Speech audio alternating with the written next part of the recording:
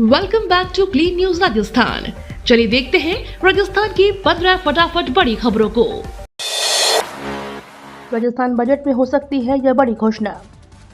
राजस्थान में किसानों को प्राकृतिक खेती के लिए प्रोत्साहित किया जाएगा। कृषि विभाग ने राष्ट्रीय प्राकृतिक खेती मिशन के तहत राज्य के सभी 41 जिलों में प्राकृतिक खेती कराने की तैयारी कर ली है। सभी जिलों को लक्ष्य भी आवंटित किए जा रहे हैं। मौजूदा वित्तीय वर्ष में प्रशिक्षण की प्रक्रिया पूरी की जाएगी और आगामी वित्तीय वर्ष 2025-26 में यह योजना लागू हो जाएगी। कृषि विभाग के अधिकारी इसकी तैयारी में जुट गए हैं। सूत्रों के अनुसार राज्य बजट में इस मद के लिए भी राशि की घोषणा की जा सकती है। बांग्लादेश मामले में अशोक गहलोत का सवाल, खामोश क्यों है भाजपा सरकार।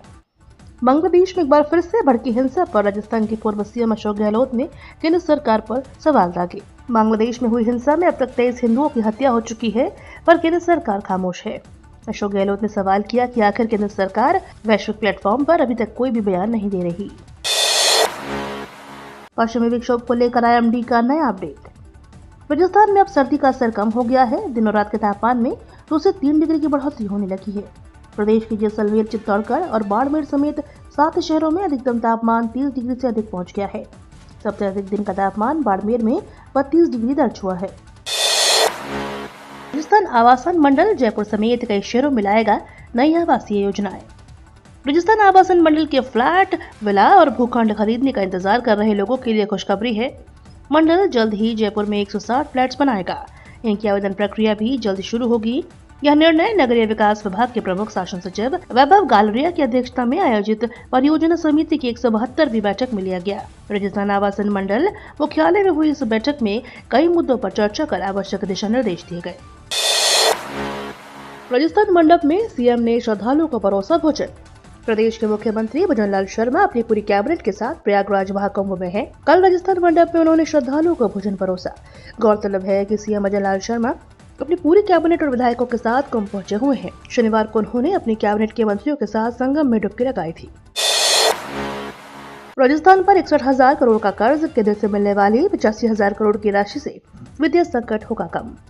बजट से पहले राजस्थान को केंद्र से मिलने वाली 85,000 करोड़ की राशि से बनी घोषणाओं की उम्मीद बढ़ गई है।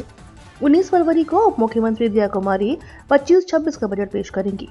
ऐसे में राजस्थान सरकार को केंद्र से मिलने वाली 85,000 करोड़ रुपए की राशि से राहत मिलने की उम्मीद है। जल्द ही यह राशि राज्य सरकार को प्राप्त होगी, जिससे प्रदेश की वित्तीय संकट को कम किया जा सकेगा। परिवार संग छुट्टियां बिताने लेपर्ड कंजर्वेशन पहुंचे अक्षय कुमार। बॉलीवुड एक्टर अक्षय कुमार 3 दिन से पाली जिले के बाली उपखंड के सुजाई जवाई होटल में हैं, जहां वह अपनी पत्नी और बच्चों के साथ छुट्टियां बिता रहे हैं। शनिवार की शाम अक्षय कुमार अपने परिवार के साथ होटल की जिप्सी में हवाई लेपर्ड कंजर्वेशन एरिया घूमने गए। इस दौरान अक्षय ने लाल रंग का साफा बांध रखा था। वह रविवार को भी लेपर्ड सफारी पर निकले और शुक्रवार को भी सफारी का आनंद लिया था। पाली जिले के इन 20 गाँव में बनेंगे बस स्टैंड। जिले के सुमेरपुर उपखंड में आने वाले करीब 20 गांव में सार्वजनिक बस स्टैंड का निर्माण करवाया जाएगा। इससे अब जगह जगह बस स्टॉप होगा। गांव में रहने वाले लोगों को बस सुविधा का लाभ मिल सकेगा। करीब 1 करोड़ रुपए की लागत से इसका निर्माण कार्य कराया जाएगा, जिससे सुमेरपुर उपखंड के लोगों में खुशी का माहौल है। खास तौर पर देखा गया है कि छोटे छोटे गाँव में बस स्टैंड की सुविधा नहीं होने से बस सुविधा का लाभ ग्रामीणों को नहीं मिल पाता है। 20 फरवरी से शुरू होगी राजस्थान की इस यूनिवर्सिटी में PG की परीक्षा। MDS यूनिवर्सिटी अजमेर की ग्रेजुएशन की परीक्षाएं 20 फरवरी से शुरू होंगी। इस परीक्षा में 50,000 से अधिक स्टूडेंट शामिल होंगे। इसमें नागौर सहित विभिन्न जिलों में संबंधित कॉलेजों के स्टूडेंट्स एग्जाम देंगे। यूनिवर्सिटी ने एग्जाम को लेकर नोटिफिकेशन जारी कर दिया है। जानकारों के अनुसार अंडर ग्रेजुएट की परीक्षाएं अगले महीने से शुरू हो सकती हैं। आपको बता दें कि यूनिवर्सिटी द्वारा MA और MM.Com की परीक्षाएं करवाई जाएंगी। इन दोनों ही विषयों में करीब 50,000 स्टूडेंट बैठेंगे। भरतपुर में 3 दिवसीय फ्लावर शो, 200 प्रजातियों के फूल, 10,000 पौधे। भरतपुर के शास्त्री पार्क में हरित ब्रज सोसाइटी द्वारा 3 दिवसीय भव्य फ्लावर शो का आयोजन किया गया है, जिसमें 200 से अधिक प्रजातियों के 10,000 से ज्यादा पौधे प्रदर्शित किए गए। इस आयोजन का मुख्य उद्देश्य लोगों को प्रकृति के प्रति जागरूक करना और हरियाली को बढ़ावा देना है। शो में आकर्षक पुष्प कलाकृतियों के साथ विभिन्न प्रकार के पौधों की प्रदर्शनी की गई, जो आगंतुकों के लिए मुख्य आकर्षण का केंद्र बनी है। राजस्थान के फिल्म टूरिज्म को मिलेगा बूस्ट। देश में दूसरी बार और राजस्थान की राजधानी जयपुर में पहली बार होने जा रहे आईफा अवार्ड को लेकर पर्यटन विभाग द्वारा तैयारियां जुट गई है। 3 दिवसीय आयोजन में बॉलीवुड के दिग्गज सेलिब्रिटी आईफा अवार्ड में शिरकत करेंगे। आगामी 7 से 9 मार्च तक अवार्ड समारोह का आयोजन जयपुर के सीतापुरा में स्थित JECC सेंटर में होगा। इसमें हजारों की संख्या में दर्शक पहुंचेंगे। आईफा अवार्ड के होने से राजस्थान के फिल्म टूरिज्म को भी बढ़ावा मिलेगा। सीकर में धार्मिक पर्यटन को मिलेगा बढ़ावा।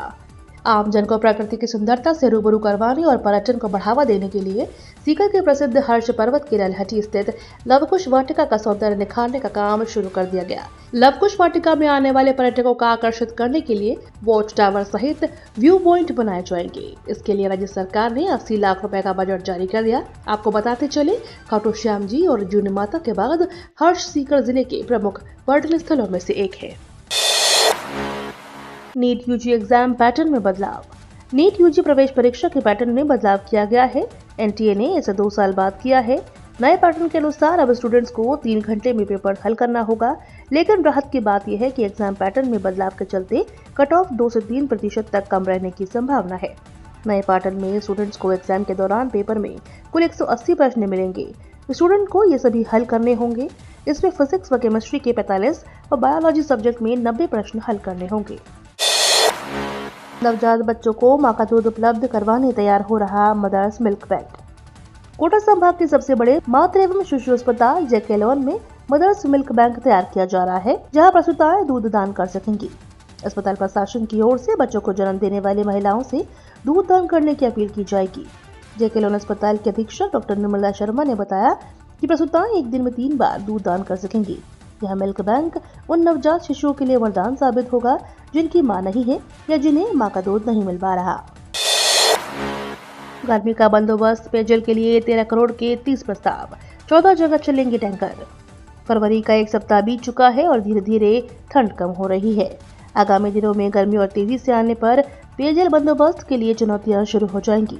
गर्मी में पेयजल संकट की स्थिति नहीं हो, इसके लिए जलदाय विभाग ने तैयारियां शुरू कर दी हैं। शहर सहित जिले भर में बंदोबस्त को लेकर 13 करोड़ के प्रस्ताव तैयार करके सरकार को भेजे गए हैं। पिछले सालों के अनुभव को ध्यान में रखते हुए माना जा रहा है कि जिले में 14 जगह पर टैंकर चलाने पड़ सकते हैं। ये तो थी राजस्थान की बड़ी खबरें। रोजाना सबसे पहले अपडेट पाने के लिए क्लीन न्यूज राजस्थान को अभी सब्सक्राइब करें।